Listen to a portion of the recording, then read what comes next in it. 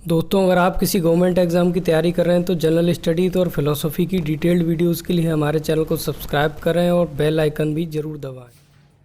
नमस्कार दोस्तों, welcome to study campus. मेरा नाम है रवि चौधरी। इस वीडियो में हम कुछ इंपॉर्टेंट टर्मिनोलॉजीज डिस्कस करेंगे, जैसे कि डेफिसिट फाइनेंसिंग क्या होती है और WTO जो है उसमें एग्रीकल्चर सब्सिडीज दी जाती हैं, तो उनके अलग अलग नाम है, टाइप्स, इन पर भी क्वेश्चंस पूछे जाते हैं, इसलिए इसमें मैं इनको आपको बताऊंगा।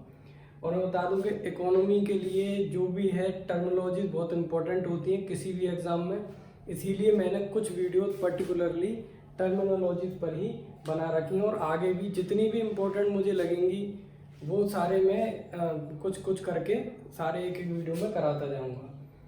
तो वीडियो को पूरा देखें और आगे बढ़ते हैं। तो डेफिसिट फाइनेंसिंग देखते हैं। तो दोस्तों, डेफिसिट फाइनेंसिंग पिछली वीडियो में किसी ने मेरे को बार बार कमेंट करके पूछा था, तो वहाँ पर हर चीज़ समझाना पॉसिबल नहीं होती है, इसलिए यहाँ पर समझिए। डेफिसिट जो है, कोई भी गवर्नमेंट का बजट हो तो वहाँ पर जो घाटा है, बजट में जो घाटे होते हैं उसको बोलते हैं डेफिसिट। अब डेफिसिट फाइनेंसिंग हालांकि एक जनरल टर्म है, ये जो कॉरपोरेट सेक्टर है वो भी इसको आजकल इस्तेमाल करता है, लेकिन इसका जनरल मीनिंग समझना है हमें, और जो पर्टिकुलरली जो एग्जाम में पूछा जाता है हमको जाना है वहाँ पर। तो डेफिसिट फाइनेंसिंग अगर देखा जाए तो क्या है कि जो घाटा होता है उसकी पूर्ति करनी है कहीं ना कहीं से, उसके लिए पैसा लेकर आना है और वो चुकाना है। सीधी शब्दों में आप इसको ऐसे याद रखो, तो कहीं भी ये इस्तेमाल हो जाता है नॉर्मली। लेकिन अब बात आती है गवर्नमेंट की। तो गवर्नमेंट में क्या होता है कि जो बजट है, बजट में जब हम डेफिसिट की बात करते हैं तो एक एग्जांपल से समझिए। मान लीजिए कि जो हमारा जो रेवेन्यू है या रिसीट्स जो है, ठीक है, वो कितनी है, 100 रुपये है। और जो एक्सपेंडिचर हुआ, जो खर्चा हुआ गवर्नमेंट का उस साल में, वो हो गया मान लीजिए 110 रुपये। तो टोटल कितने रुपए का घाटा हुआ, यहाँ पर घाटा हो रहा है 10 रुपये का। जो आमदनी हो रही थी, जो पैसे आ रहे हैं वो तो सिर्फ 100 रुपये, लेकिन खर्चा हो गया 110 रुपये। तो ये 10 रुपये कहाँ से लाए जाएं, इसके लिए गवर्नमेंट के पास अलग अलग कई सारे ऑप्शंस होते हैं। बाहर से आप किसी विदेश से, कंट्री से या कहीं किसी संस्था से लोन ले लीजिए, या विदेशी जो कॉरपोरेट सेक्टर है वहाँ से ECBs के जरिए लोन ले लीजिए, एक्सटर्नल कॉमर्शियल बोरोइंग्स जो होती हैं, या फिर अपने ही देश में कुछ प्राइवेट सेक्टर के लोगों से लोन ले लीजिए, बड़े जो कॉरपोरेट सेक्टर वगैरह हैं। तो कई तरह के ऑप्शन होते हैं गवर्नमेंट के पास में इस घाटे को पूरा करने के, ठीक है। लेकिन जो सबसे लास्ट का एक कहते हैं कि सबसे लास्ट का एक ऑप्शन होता है, क्योंकि लास्ट का क्यों बोलते हैं, बिकॉज उसके जो इफेक्ट्स हैं इकोनॉमी पे वो बहुत ही ज़्यादा नेगेटिव होते हैं। तो वो होता है क्या, डेफिसिट फाइनेंसिंग, किसके द्वारा, बाय प्रिंटिंग मनी।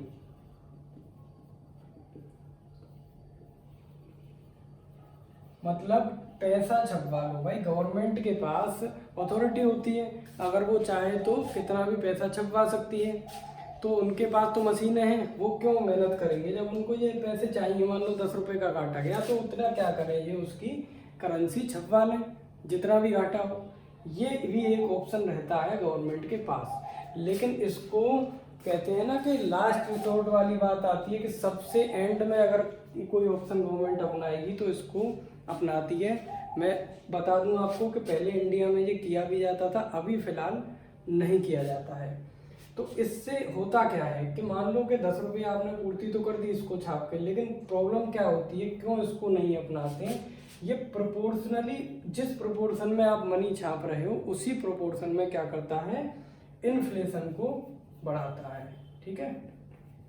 तो इन्फ्लेशन के बढ़ने से, मुद्रास्फीति के बढ़ने से आपको पता ही है कि तरह तरह की समस्याएं जनरेट हो जाती हैं इकोनॉमी पर, और उसका सबसे ज़्यादा भार कहाँ पड़ता है, जो निचले स्तर के जो लोग हैं, जिनकी कमाई बहुत ही कम है, उन पर बहुत ज़्यादा इफेक्ट पड़ता है। तो गवर्नमेंट नहीं चाहती कि एक लिमिट से ज़्यादा इन्फ्लेशन बढ़े। एक तो ये इफेक्ट हो गया, एक दूसरा इफेक्ट भी होता है।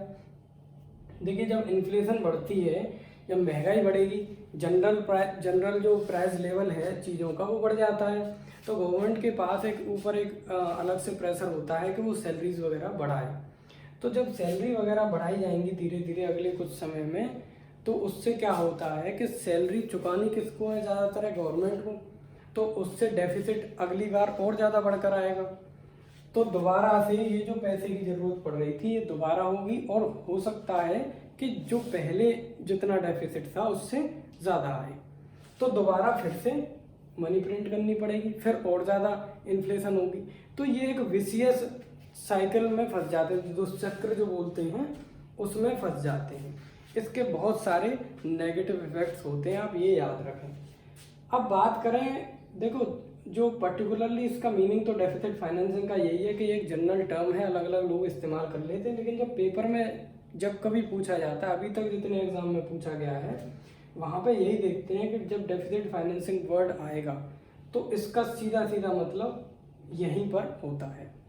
तो ये आपको ध्यान रखना है कि जनरल टर्म से बातें चल रही हैं, पर्टिकुलरली पूछा जा रहा है, तो इसको हिंदी में, और इसका मतलब याद रखें, हिंदी में इसको हीनार्थ प्रबंधन बोलते हैं। हो सकता है कि ये न लिखा है सीधे हिंदी में आए, तो हीनार्थ प्रबंधन बोलते हैं हिंदी में इसको। तो ये आप याद रखें। कल मैंने कमेंट बॉक्स में इतना अच्छे से नहीं समझा सकते, लिखना बड़ा मुश्किल होता है, समय भी लगता है, तो ये आशा करता हूँ आपके समझ में आ गया होगा। फिर भी अगर कोई डाउट है तो आप कमेंट करके पूछ सकते हो। और दोस्तों वीडियोस अच्छी लगती हैं ये वाली तो प्लीज़ रिव्यू दिया करो, और दोस्तों में भी शेयर किया करो वीडियोस को, और कमेंट और लाइक करने चाहिए वीडियोस पे, उससे वीडियो अच्छी चलती है और हम लोगों को भी मोटिवेशन मिलती है आगे वीडियोस बनाने के लिए। अभी बात करते हैं WTO की। तो वर्ल्ड ट्रेड ऑर्गेनाइजेशन जो है उसके बारे में बेसिक इन्फॉर्मेशन तो आप लोग जानते ही होंगे। वर्ल्ड ट्रेड ऑर्गेनाइजेशन का एक सिंपल वर्ड्स में याद रख लो कि इसका काम क्या होता है, कि जो ट्रेड में जो डिस्टॉर्शंस होते हैं, ट्रेड में जो भी विसंगतियां इनको लगती हैं उसको ये कम करने में लगे रहते हैं। ये चाहते हैं कि जो वर्ल्ड में जो ट्रेड है, फ्री ट्रेड, उसको ज़्यादा से ज़्यादा बढ़ावा मिले। ये इनका बेसिक ऑब्जेक्टिव है। अब यहाँ पर प्रॉब्लम क्या आती है कि एग्रीकल्चर सेक्टर में तरह तरह की समस्याएं हैं, कुछ डेवलपिंग कंट्रीज के लिए, कुछ डेवलप्ड कंट्रीज के लिए हैं। तो बात आती है, देखो अभी मैं समझाता हूँ, थोड़ा सब्सिडी के बारे में समझिए। मान लो कि एग्रीकल्चर है, एक कंट्री है इंडिया, एक कंट्री US है, यहाँ पर दोनों जगह मान लो कि वीट प्रोड्यूस हो रहा है, दोनों जगह वीट प्रोड्यूस हो रहा है, और यहाँ जो US का जो वीट है, मानो इसका जो प्राइस है वो 10 रुपये पर केजी है। जो प्रोडक्शन के बाद जो प्राइस निकला 10 रुपये पर केजी निकला, और इंडिया में जो प्राइस निकला वो मान लो 13 रुपये पर केजी निकला। अब जब ये इंटरनेशनल मार्केट में अगर बिकने की बात आती है तो आप समझ सकते हो कि किसके जो प्रोडक्ट है वो ज़्यादा बिकेंगे, वो US के बिकेंगे, क्योंकि इनको महंगे को कौन खरीदेगा।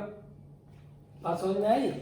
लेकिन अब होता क्या है कि गवर्नमेंट को, हमारी को लगा किसी भी वजह से कि यार हमारे किसान इतने निर्भर नहीं है, उन पर समस्याएं हैं तरह तरह की, गवर्नमेंट ने किसी तरह से इनको क्या कर दिया कि 4 रुपये पर केजी के हिसाब से क्या दे दी, सब्सिडी दे दी।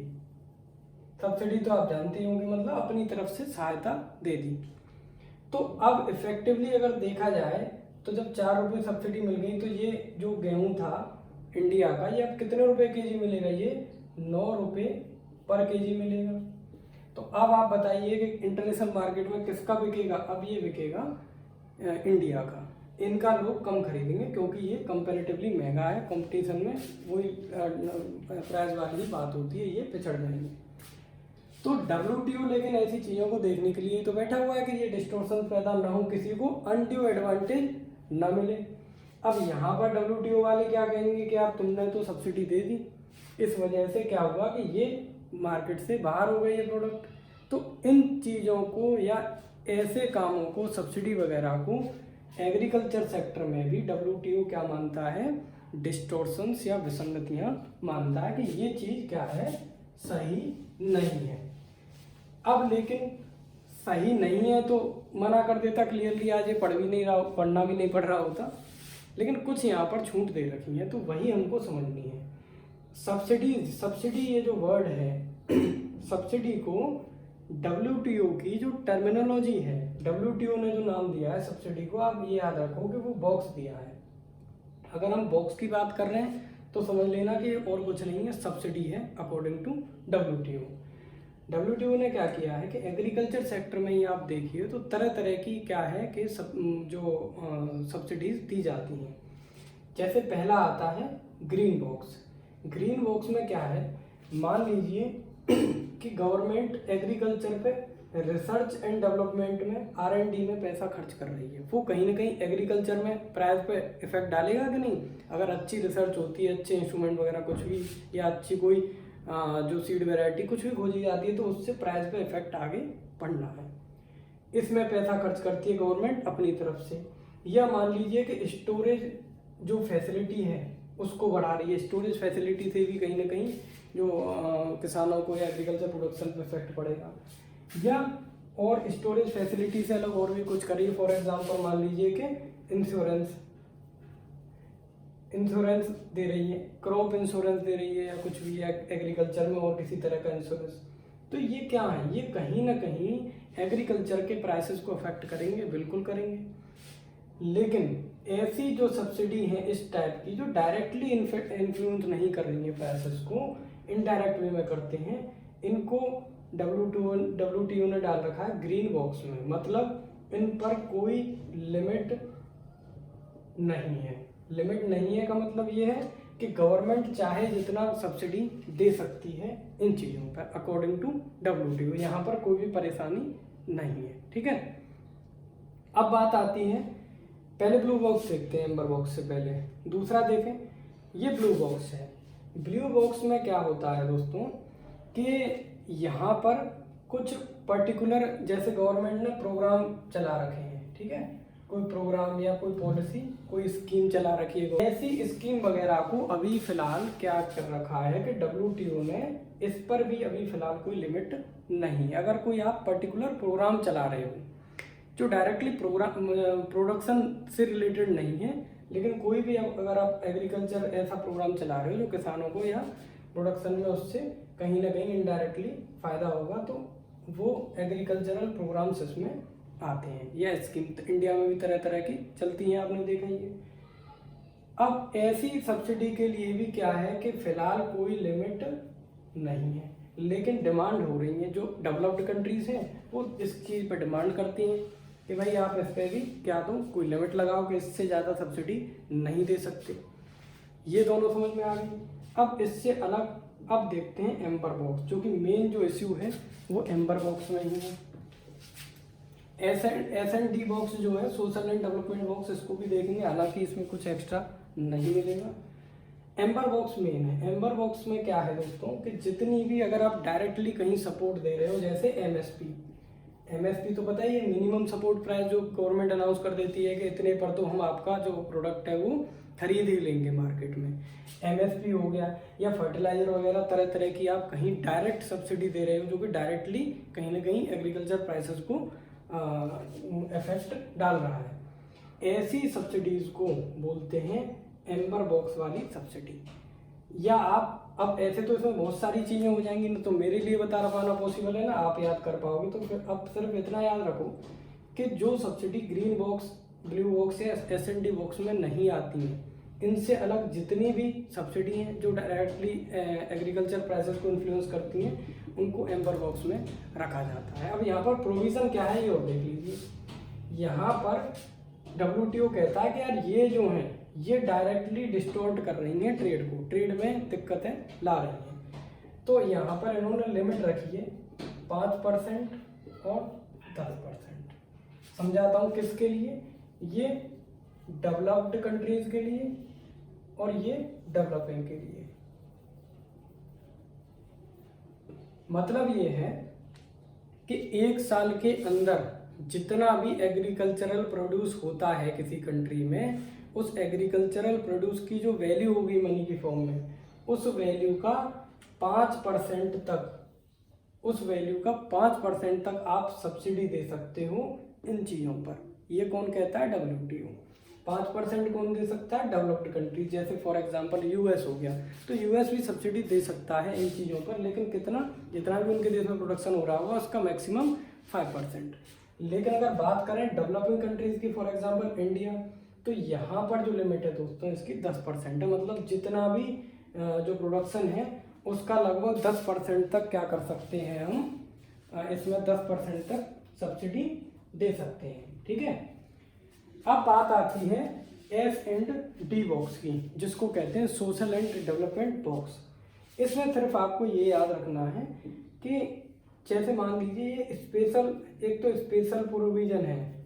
स्पेशल प्रोविज़न किसके लिए है? डेवलपिंग कंट्रीज़ के लिए। डेवलपिंग कंट्रीज़ या जो भी गरीब देश हैं उनके लिए ये स्पेशल प्रोविज़न है। डेवलप्ड कंट्रीज़ को इससे कोई फ़ायदा नहीं होता। जैसे मान लीजिए पॉवर्टी वगैरह है, तरह तरह की वहाँ पर क्या है, सोशल डेवलपमेंट इश्यूज़ हैं, परेशानियाँ हैं। तो ऐसी स्थिति में ये WTO कहता है कि आप S&D जो बॉक्स है उसके तहत भी सब्सिडीज़ दे सकते हो। कितनी सब्सिडीज़ दे सकते हो? 5% ऑफ टोटल जो एग्रीकल्चर प्रोड्यूस है, जितना भी हो रहा था उसका मैक्सिमम 5% तक ये वाली सब्सिडीज़ दे सकते हैं। इसमें कौन सी चीज़ें आती हैं? फॉर एग्जांपल कहीं ना कहीं जो एग्रीकल्चरल इंस्ट्रूमेंट है उससे रिलेटेड सब्सिडी, जैसे ट्रैक्टर खरीदना है किसान को, तो ट्रैक्टर पर क्या दे दी? सब्सिडी दे दी, उसका जो कुछ खर्चा था वो गवर्नमेंट ने दे दिया। ऐसी चीज़ें आती हैं S&D बॉक्स में, और ये 5% तक हो सकती हैं टोटल एग्रीकल्चरल प्रोड्यूस का। तो दोस्तों ऐसी ही वीडियो और टर्मिनोलॉजी पे मैंने डाली भी हैं, आप उनको भी देख सकते हो प्लेलिस्ट में जाके, और आगे भी डालता रहूँगा। वीडियो पसंद आती है तो प्लीज़ वीडियो को लाइक करें, कमेंट करें। Thank you for watching the video.